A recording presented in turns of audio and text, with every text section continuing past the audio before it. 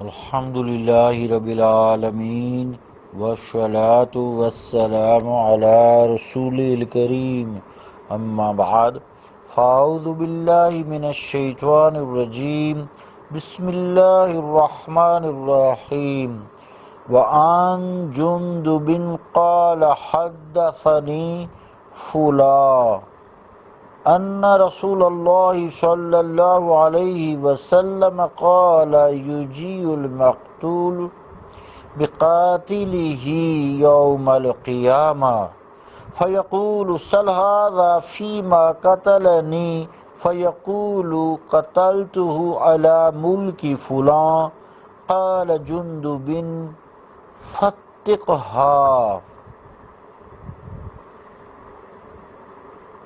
رواہ النسائی۔ صدق اللہ و صدق الرسول الکریم۔ عزیزان گرامی قدر، السلام علیکم ورحمۃ اللہ وبرکاتہ۔ حدیث پاک کا ترجمہ سماعت فرمائیں۔ حضرت جندب سے روایت ہے کہ مجھے فلاں نے خبر دی کہ رسول اللہ صلی اللہ علیہ وآلہ وسلم نے فرمایا کہ مقتول اپنے قاتل کو قیامت کے دن لائے گا، پھر عرض کرے گا کہ اس سے پوچھ کہ مجھے کس جرم میں اس نے قتل کیا۔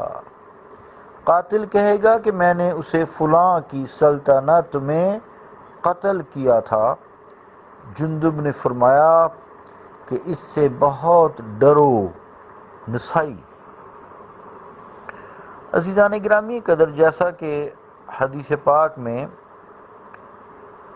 یہاں نام نہیں لیا گیا کیونکہ کسی خاص صحابی کا نام لیا ہے، لیکن راوی کو وہ یاد نہیں رہا۔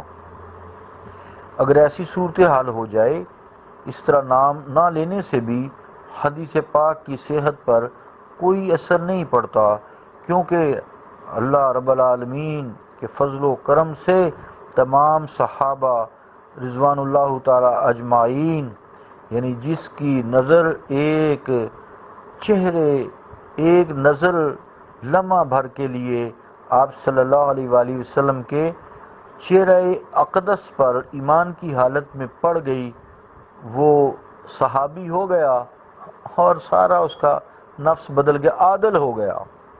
تو لہٰذا عادل ہیں، سارے صحابہ عادل ہیں۔ تو لفظ جو یہاں بقاتل ہی ہے، اس سے مراد یا تو یہ ہے کہ اپنے قاتل کے ساتھ آئے گا یا قاتل کو لائے گا۔ اگر قاتل ایک سے زیادہ ہوں گے تو سب کو لائے گا، اگر ایک ہے تو سب کو کے ساتھ جو ہے وہ اس کو لائے گا، یعنی زیادہ ہیں تو سب کو لائے گا، اگر ایک ہے تو اکیلے کو لائے گا۔ پھر وہ اللہ رب العالمین سے فرمائے گا کہ میرے مالک اس کا حساب کتاب بھی لے اور حساب کتاب کے بعد اس کو سزا بھی دے۔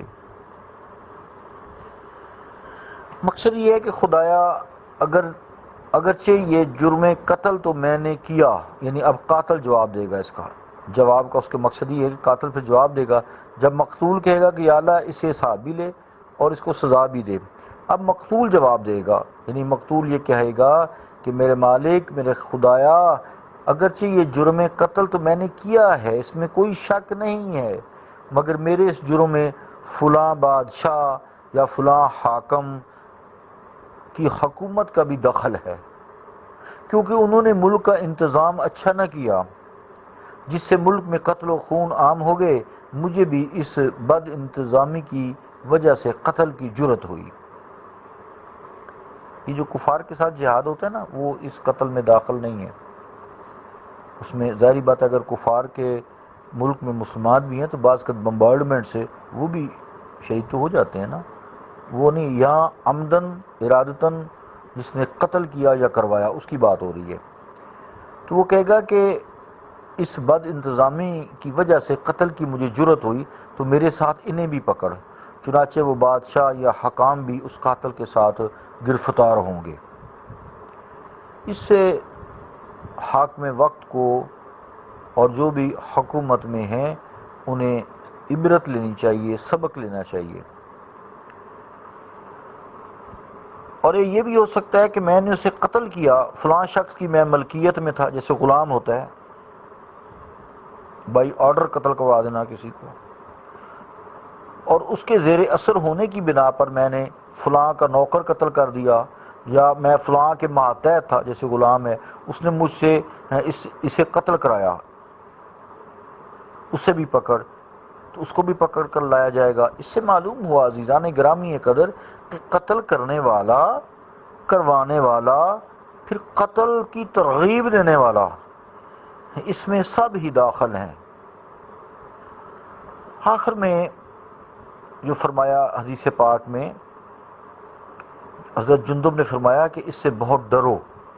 اس سے مراد یہ کہ حضرت جندب رضی اللہ تعالی عنہ کسی بادشاہ یا حاکم وقت کو سمجھا رہے ہیں کہ ڈرو، اللہ سے ڈرو، یہ حدیث سنا کر اسے ڈرا رہے ہیں، اسے کہہ رہے ہیں کہ قتل کے معاملہ میں بہت احتیاط کرو، کوشش کرو کہ تمہارا جو وقت ہے، تمہارا زمانہ حکومت ہے، اس میں قتل و غارت نہ ہو، اور خاص طور سے ایسے قتل جس میں تمہاری مرضی شامل ہو اور تمہاری مرضی سے قتل ہو، وہ ایسے کام نہ ہوں۔ پھر اس کا انجام بتایا کہ پھر اس کا انجام یہ اچھا نہیں ہے۔ اس وقت سے ڈرو جب اللہ کی بارگاہ میں تم پیش کیے جاؤ گے۔ اللہم صلی علی محمد وعلی آل محمد مبارک وسلم۔ ربنا آتینا فی الدنیا حسنۃ وفی الآخرۃ حسنۃ وقنا عذاب النار وادخلنا الجنۃ مع الابرار یا عزیز یا غفار یا رب العالمین۔ صلی اللہ تعالی علی رسول خیر خلقہ محمد وعلی آلہ واصحابہ اجمعین برحمتک یا ارحم الراحمین۔